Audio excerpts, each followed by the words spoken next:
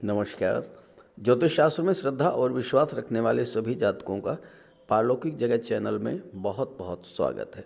17 जनवरी 2023 शाम 5:04 पर कर्म फलदाता न्याय के देवता शनिदेव राशि परिवर्तन करके अपनी मूल त्रिकोण राशि कुंभ राशि में गोचर कर चुके हैं। शनि के इस राशि परिवर्तन के साथ ही मिथुन राशि के जातकों के जीवन में ढैया की समाप्ति हो चुकी है। 17 जनवरी से मिथुन राशि के जातक अपने जीवन में एक नया सवेरा, नया उजाला, नई रोशनी महसूस कर रहे होंगे, क्योंकि पिछले 2.5 वर्ष से ढैया प्रभावी थी और ढैया के कारण आपने जो जो कष्ट झेले हैं वो आप बेहतर समझ सकते हैं। देखिए, एक बात है कि अगर आपकी कुंडली में शनिदेव उच्च के रहे होंगे, जन्म कुंडली की बात कर रहा हूँ, अगर आपकी जन्म कुंडली में शनिदेव उच्च के रहे होंगे, स्वराशि में रहे होंगे या मित्र राशि में रहे होंगे, तो ढैया के दौरान भी आपको अच्छा फल मिला होगा। लेकिन अगर शत्रु राशि या नीच के या पाप प्रभाव में रहे होंगे तो स्वाभाविक तौर पर आपको अशुभ फल मिला होगा, क्योंकि शनिदेव को न्याय का देवता और कर्म फल दाता माना जाता है। हालांकि गोचर में अगर शनि अच्छी स्थिति में हो तो अशुभ फलों में कमी आ जाती है और शुभ फलों में वृद्धि होती है। तो ये तो विश्लेषण आपकी चंद्र राशि के आधार पर किया जा रहा है और वीडियो के अंत में मैं आपको शनिदेव के उपाय भी बताऊंगा। दूसरी महत्वपूर्ण बात यह है कि आप मेरा व्हाट्सएप नंबर डिस्क्रिप्शन बॉक्स में देख सकते हैं। इसके अलावा कमेंट बॉक्स में दिए गए किसी भी नंबर पर भूल करके भी कांटेक्ट मत कीजिएगा, आपके साथ फ्रॉड हो सकता है। तो ये है मिथुन राशि के जातकों की कुंडली। 17 जनवरी को शनिदेव का गोचर कुंडली के 9वें भाव भाग्य भाव में हो चुका है। देवगुरु का गोचर 10वें भाव में और राहु का गोचर लाभ के भाव में है। 17 जनवरी से पिछले 2.5 वर्षों में शनिदेव का गोचर कुंडली के 8वें भाव में था और ढैया प्रभावी थी।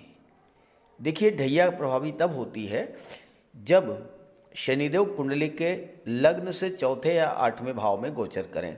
अब आप यहाँ से काउंट कीजिए, 1 2 3 4 5 6 7 8।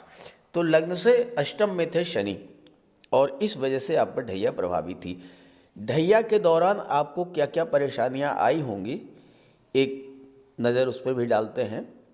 और अगर ऐसा ही हुआ हो तो ज़रूर कमेंट कीजिएगा ताकि आपके साथियों को, मित्रों को भी इसकी जानकारी हो सके। देखिए, शनिदेव कर्म के कारक होते हैं और लाभ के कारक होते हैं। कुंडली के 10वें भाव और एकादश के स्वामी होते हैं। 10वें भाव यानी कर्म का भाव, एकादश यानी लाभ का भाव। अष्टम में गोचर करते हुए शनि की दृष्टि पड़ी 10वें भाव पर, कर्म भाव पर। शनि कर्म के कारक हैं।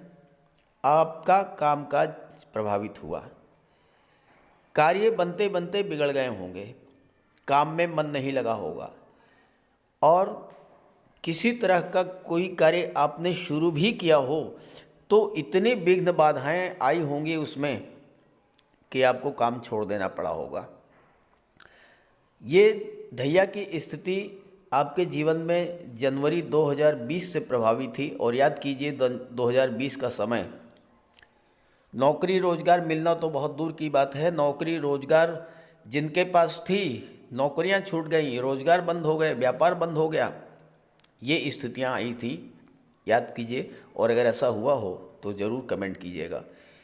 शनि की दृष्टि धन के भाव पर पड़ी तो स्वाभाविक है धन भी प्रभावित हुआ, परिवार कुटुंब भी प्रभावित हुआ, तनाव की स्थितियां, कलह की स्थिति बनी होगी। और शनि की 10वीं दृष्टि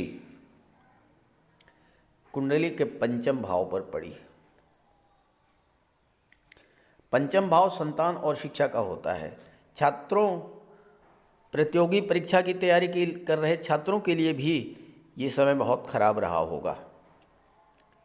पढ़ाई में मन नहीं लगा होगा, भटकाव की स्थिति बनी होगी।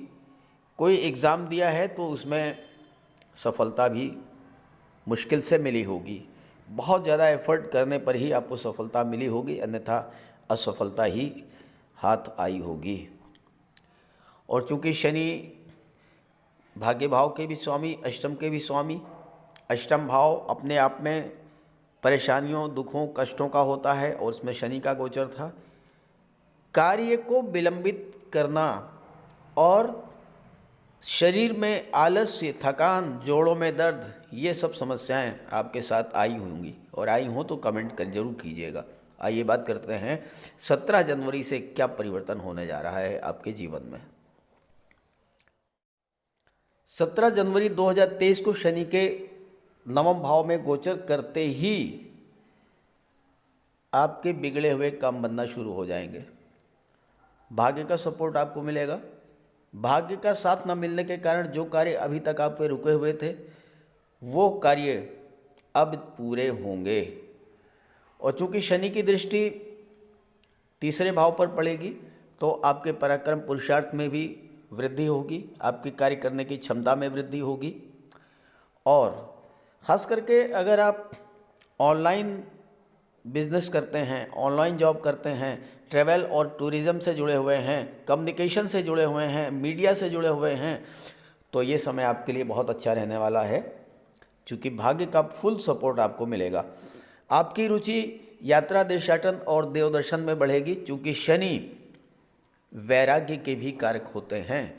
तो आप कहीं दूर देश की यात्रा पर भी जा सकते हैं। और चूँकि शुक्र 12वें भाव के स्वामी हैं जो कि विदेश का होता है, तो विदेश भी आप व्यापार के सिलसिले में, नौकरी के सिलसिले में जा सकते हैं। और विदेश से धन की भी प्राप्ति होगी, चूँकि राहु के सेकंड हाउस में है 12वां भाव। और राहु क्या है? राहु लाभ के भाव बैठे हुए हैं, और लाभ के भाव में राहु से ज़्यादा लाभ कोई नहीं दे सकता है। ये बात मैं मिथुन राशि के जातकों के लिए हमेशा कहता आया हूँ। तो यहाँ पर राहु आपको विदेश से अचानक से बहुत बड़ा पैसा विदेश से मिलने वाला है आपको। गुरु आपके कर्म भाव में बैठे हैं, केंद्र के भाव में हैं, और शनि से गुरु का सम मैत्री संबंध है, तो कार्य क्षेत्र में भी उन्नति होगी, क्योंकि गुरु यहाँ पर राजयोग का निर्माण कर रहे हैं। हंस राजयोग, जो कि बहुत ही श्रेष्ठ राजयोग होता है, वो बना रहे हैं गुरु यहाँ पर। तो आप चाहे शनि से संबंधित कार्य कर रहे हों, शनि चूँकि अष्टम के स्वामी हैं और अष्टम भाव भूमि के नीचे के पदार्थों का होता है, तो आप रियल एस्टेट या प्रॉपर्टी डीलिंग का कार्य कर रहे हैं, कंस्ट्रक्शन का कार्य कर रहे हों, बिल्डर हैं, आर्किटेक्ट हैं, बिल्डिंग मटेरियल सप्लायर हैं, ऐसी स्थिति में आपके लिए बहुत अच्छा रहेगा, सफलता मिलेगी। आप गुरु से संबंधित कार्य करते हैं, शिक्षक हैं, काउंसलर हैं, या फिर आप धर्मगुरु हैं, पुरोहित हैं, धार्मिक कर्मकांड कराते हैं, लोगों को किसी भी तरह की, चाहे वो फाइनेंशियल चाहे लीगल एडवाइस आप देते हैं, तो उसके लिए देवगुरु का दशम भाव में गोचर करना आपके लिए बहुत अच्छा रहेगा। और गुरु की दृष्टि पड़ेगी कुंडली के चतुर्थ भाव पर। चतुर्थ भाव मानसिक शांति का होता है, माता का होता है, और चतुर्थ भाव होता है भौतिक सुखों का। अब यहाँ पर भौतिक सुखों में तो वृद्धि होगी होगी, सबसे बड़ी बात यह है कि आपको मानसिक शांति की अनुभूति होगी। देखिए, पैसा कितना भी हो, करोड़ों आपके पास भरा पड़ा है, लेकिन अगर आप मानसिक रूप से परेशान हैं तो वो पैसा किसी काम का नहीं है। तो गुरु की दृष्टि पड़ने से क्या होगा कि आपको मानसिक शांति मिलेगी, माता का स्नेह मिलेगा, माता का आशीर्वाद मिलेगा, माता का स्वास्थ्य अच्छा रहेगा, परिवार में प्रेम और सौहार्द बढ़ेगा। और शनि की दशम दृष्टि कुंडली के छठे भाव पर पड़ेगी और गुरु की नवम दृष्टि छठे भाव पर पड़ेगी। ज्योतिष शास्त्र का एक सिद्धांत है कि अगर कोई दो ग्रह किसी एक भाव को प्रभावित करें तो उस भाव से संबंधित शुभ फल प्राप्त होते हैं। अब छठा भाव क्या है? नौकरी का है। सर्विस सेक्टर, तो सेवा के क्षेत्र में आपको जाने का मौका मिलेगा। आप राजनीति में जा सकते हैं या फिर सरकारी नौकरी में जा सकते हैं, शासन प्रशासन में जा सकते हैं, बैंकिंग सेक्टर, फाइनेंस सेक्टर में आप जा सकते हैं। छठा भाव रोगों का होता है। अभी तक स्वास्थ्य में जो समस्याएं आ रही थी वो समस्याएं भी अब दूर होंगी। कर्ज जरूर आपको लेना पड़ा होगा। नोट कर लीजिए, पिछले 2.5 वर्षों में 110% आपने कर्ज लिया होगा। और कर्ज क्यों लिया होगा? कर्ज या तो आपने अस्पताल के चक्कर लगाए होंगे, या कोर्ट कचहरी के चक्कर लगाए होंगे, या व्यापार में घाटा हुआ होगा, या नौकरी छूटी होगी। कर्ज निश्चित रूप से लिया होगा आपने। और अगर आपने कर्ज लिया हो जरूर कमेंट कीजिएगा, क्योंकि अब कर्ज चुकाने का समय आ गया है। गुरु और शनि की दृष्टि छठे भाव पर पड़ेगी। आपको इतना धन मिलेगा कि आप अपना कर्ज चुकाने की स्थिति में होंगे। तो इस तरह से 17 जनवरी से शनि के राशि के परिवर्तन करने के साथ ही अब आपके जीवन में नई खुशियां, नया सवेरा आने वाला है। लेकिन इसके बावजूद आप शनिदेव का उपाय जरूर करते रहें। तो बात करते हैं शनि के उपायों पर। ज्योतिष शास्त्र में कहा गया है कि शनि जिस पर प्रसन्न होते हैं, यानी जिसका शनि ग्रह मजबूत स्थिति में होता है, तो शनिदेव रंक से राजा बना देते हैं। और शनि अगर कमज़ोर हुए, खराब हुए, तो राजा भी रंक हो जाता है। शनि के मजबूत होने से लोहा, मशीनरी, कारखाने से जुड़े व्यापार में तरक्की होती है, कोर्ट केस में विजय मिलती है, कार्यों में सफलता प्राप्त होती है, सांसारिक समस्याओं से मुक्ति मिलती है। और शनि को न्याय का प्रतीक माना गया है। यदि शनिदेव मजबूत हैं तो आपके साथ अन्याय नहीं होता। जब शनि खराब होते हैं तो बड़े से बड़े कष्ट झेलने पड़ते हैं। तो बात करते हैं शनि के उपायों के बारे में। ऐसा कोई भी कार्य ना करें जो कि शनि को पसंद नहीं है। शनिदेव को इलीगल कार्य पसंद नहीं है। झूठ, फरेब, छल, कपट, धोखाधड़ी, बेईमानी, ये सब शनिदेव को पसंद नहीं है। शनिदेव को परिश्रम, अनुशासन और व्यवस्था पसंद है। तो ऐसे कार्य कीजिए। गरीबों की मदद कीजिए, बुजुर्गों, दिव्यांगों को भोजन दीजिए, वस्त्र का दान कीजिए, किसी ओल्ड एज होम में जाकर के, किसी अनाथालय में जाकर के दान पुण्य का कार्य कीजिए। तो इससे शनि को बल मिलेगा। अगर आपका शनि कमज़ोर है तो आपको कम से कम 19 शनिवार व्रत रखना चाहिए। और इसके साथ साथ शनिवार के दिन एक कटोरी में सरसों का तेल लेकर उसमें अपना चेहरा देखिए और उस तेल को किसी को दान कर दीजिए। इसके अलावा शनिवार के दिन एक पात्र में जल, दूध, चीनी, काला तिल और गंगा जल ये रख लीजिए।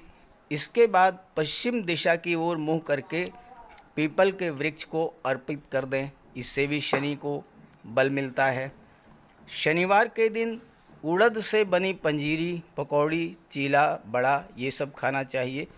सरसों के तेल में बने भोज्य पदार्थ ग्रहण करना चाहिए। इससे शनि ग्रह को ताकत मिलती है। केले का भी आप सेवन कर सकते हैं। और शनिवार के दिन कंबल, जूता, चप्पल, लोहा, काले कपड़े और नारियल जटा वाला ये भी आप दान कर सकते हैं। सरसों का तेल का दान कर सकते हैं।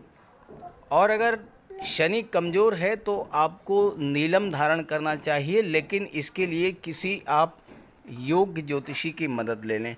तो ये सब उपाय आप करेंगे तो आपको बहुत बड़ा लाभ मिलेगा। नमस्कार।